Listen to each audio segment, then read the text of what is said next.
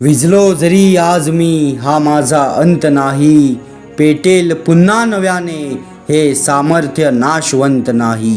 छाटले जरी पंख माझे, छाटले जरी पंख माझे, पुन्हा उडेल मी, अडू शकेल मजला अजून अशी भिंत नाही। माझी झोपडी जाळण्याचे झालेत कैक कावे, माझी झोपडी जाळण्याचे झालेत कैक कावे, जळेल झोपडी अशी आग ती ज्वलंत नाही। विझलो जरी आज मी हा माझा अंत नाही, येतील वादळे खेटेल तुफान तरी वाट चालतो मी, येतील वादळे खेटेल तुफान तरी वाट चालतो मी, अडथळ्यांना भिवून अडखळणे पावलांना पसंत नाही।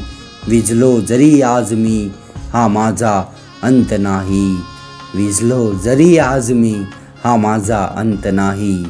सुरेश भटांची ही कविता तुम्हाला ऐकवण्याचा उद्देश हेच आहे की तुमच्या जीवनात कितीही संकट आले त्याला सामोरे जाण्याचे बळ हे या कवितेत आहे।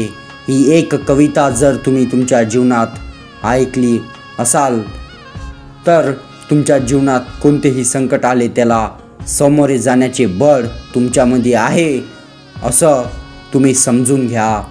असं तुम्ही मानू शकता की एक कविता तुम्हाला तुमच्या जीवनात आलेले कितीही संकट त्याला सामोरे जाण्याचे बळ तुमच्यामध्ये आहे।